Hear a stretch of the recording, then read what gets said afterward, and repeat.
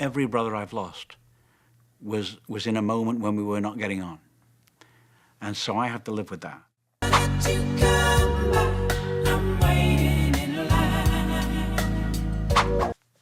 Yeah. I'm the last man standing. You all right? Yeah. I'll never be able to understand that because I'm the eldest. And the lights all went out in Massachusetts. Hold it. It would be nice if we could find a bigger sound for that solo. Great. Bigger, rounder. All right. Yeah, just like that, yeah. Well, Morris's stock joke was that we're actually triplets and Barry's deformed. So it was always funny. And Massachusetts is one place I have seen. I think You know, on Mum's sweeping brush, and pretend that was a microphone, you know. And that's how it started. Okay, let's do it again. Second half of the chorus, but bring that sound in. That's great. Yeah. Okay. 1, 2, 3, 4. That was good. Yeah. That was all right. And that helped to drive you on, didn't it? Yeah, because you're probably looking for acceptance all the time. I wanna feel you in my arms again. Tonight we go straight to the song that still stops a legend mid-note. This is not a rumor. This is a track where memory walks out with the eldest Gibb, and grief walks beside him. He steps into the light, hears his brothers, and answers with the only truth that fits. One line drops. The air changes. A promise returns. You will hear the song, the years that carved it, and the fallout that never fades. Barry Gibb's latest turns a key. Barry Gibb's update opens the door. We trace the choice, the lyric, and the moment he knew what it meant. What lyric gets you every time? And why does it hold you? What would you keep if everything else fell away? Here's the map. Here's the message. Here's the cost. Lean in. He stands alone on the same stage as he once shared with his brothers. And that truth drives everything that follows. He is the oldest, the survivor, and the keeper of the family work. Andy died in 1988 at 30. Maurice died in 2003. Robin died in 2012. Those dates sit like pins on a map he has to cross every night. He knows exactly what was lost, and he knows what cannot be replaced. That is the simple frame. The music kept going, and so did he. He walks out, counts abandoned, and carries a harmony that used to split 3 ways. It is a moment where memory turns into duty, and duty turns into art. Which song carries the most weight? And why does it keep winning the fight inside his chest? Barry Gibb's latest answers that by pointing at the lines he trusts when the lights go down. Barry Gibb's update adds the dates and the decisions that taught him what those lines mean. In 1997, the brothers wrote a ballad for Celine Dion. They did not need to chase a hit, and they did not need to prove a thing. The song was immortality. It was built on a calm promise. It said that love continues. The Bee Gees cut their harmonies and placed them under Celine's lead. They kept the blend tight and warm, the way only brothers can. At the time, it was craft. It was a strong record built by a family that knew how to make strong records. He could feel the shape of it, but he did not yet know the full price of that vow. He faced the losses one by one. He returned to the studio and to the road with a different weight on his back. He stood at a mic, played the opening, and heard the blend that memory kept. He sang the lead and felt Maurice and Robin hold the middle and the low in his head. He did not guess at that. He knew it. That is the second fallout. The art turned into witness. When he reached, we don't say goodbye. It was not a line. It was a rule. Barry Gibb's latest puts that rule in the center because that is where he put it. Barry Gibb's update locks it there because nothing else fits the facts. What rule do you hold when you have to choose what stays and what goes? How do you carry voices you love when a room goes quiet? Before that vow took over the stage, there was the first wound. Andy was the youngest. He rose fast. He sold singles by the millions. He had magazine covers in big rooms and a name that opened doors. Behind it, he struggled. He tried to do better. He tried again. He was 30 when his heart failed. He knew the official notes and the private details. And he knew what could have been different. He has said that losing Andy was the hardest because it was preventable. That is a simple sentence, and it carries a heavy truth. It explains the third fallout. Some songs stayed off the set list because they were too close to the bone. He chose not to perform Andy's numbers because he did not want to reopen that cut every night. That choice was clean and the cost was clean.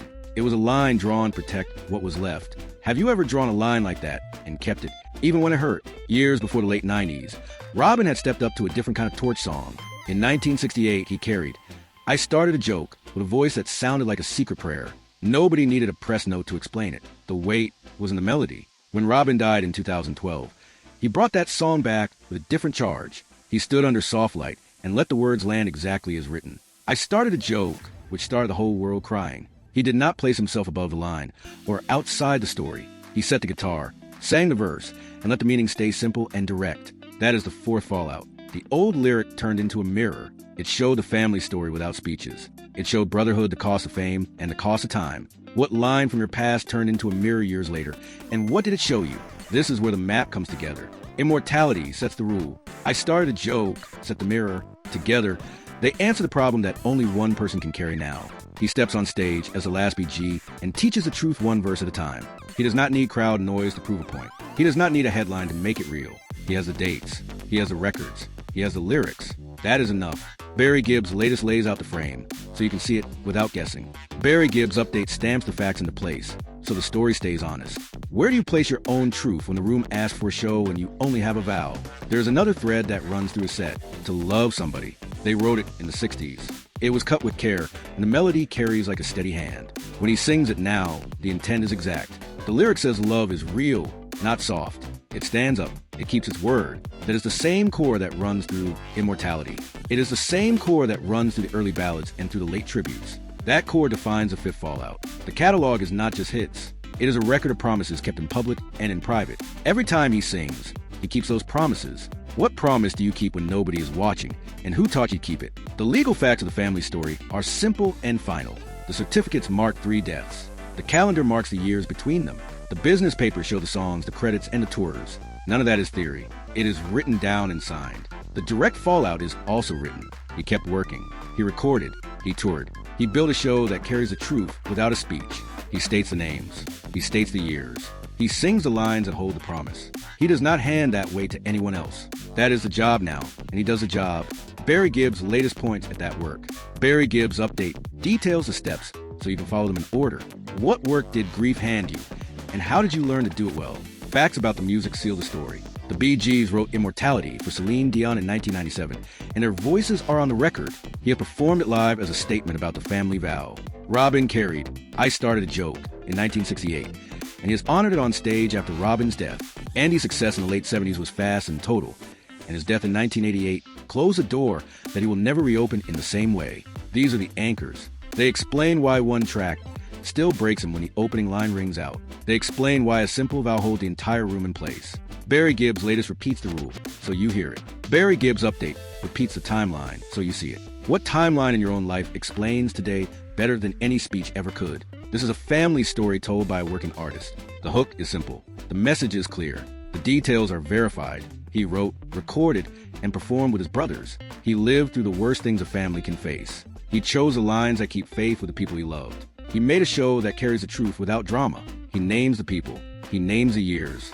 He sings the promise. He does not break the promise. That is why one song still breaks him, and that is why he still sings it. Barry Gibb's latest and Barry Gibb's update meet here and make the same case. Love lasts. Memory lasts. Work lasts. Which of those 3 keeps you steady when things fall apart? And how do you know? He also understands that keeping a vow in public means being exact. He sets the keys where the voice sits right. He arranges the band so the harmony lands like it should. He lets the pauses breathe so the lyric can speak. He does not rush. He does not add noise. He lets the truth stand inside the melody. That is how the promise holds. That is how the show turns into testimony. He is not guessing at any of this. He knows the cost. Do you remember the first time a song told you something you already knew but could not say yet? And what did you do with that truth? Here is a clean summary. He lost Andy in 1988, Maurice in 2003, and Robin in 2012. He wrote Immortality with his brothers for Celine Dion in 1997. And that song became a place where he keeps the promise. We don't say goodbye. He performs it as a vow. He performs I Started a Joke as a mirror of the family story. He protects some songs because the cut is too deep. He builds each show around the promise he can keep and the truth he can prove. That is the core of the fallout. It is personal and final. Barry Gibb's latest name. Barry Gibb's update confirms it. What promise and what mirror guides your own steps today? And which one do you trust when the room goes quiet? He is the last BG, and he treats that fact like a job that needs doing. He shows up. He tunes up. He speaks through songs. He chooses the pieces that tell the truth fast. He ends with a vow that built the path forward. We don't say goodbye. That is not poetry. That is a rule he follows. It is written into his set, his choices, and his pace. It stands up to every date and every fact you can pull. It explains the tears and the silence and the way a single line can hold an entire life. What line is your rule today? And how do you live it when nobody checks? He carries all of this with a steady hand. He does the work because the work is how the promise stays visible. He sings because the song is the safest way to hold the names. He keeps the melody simple, so the words can breathe. He keeps the story honest, so the vow can stand.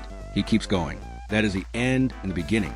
That is the reason the same song still breaks him. It is a place where he hears the people he loves and keeps the promise he made. What song does that for you? And what vow does it protect?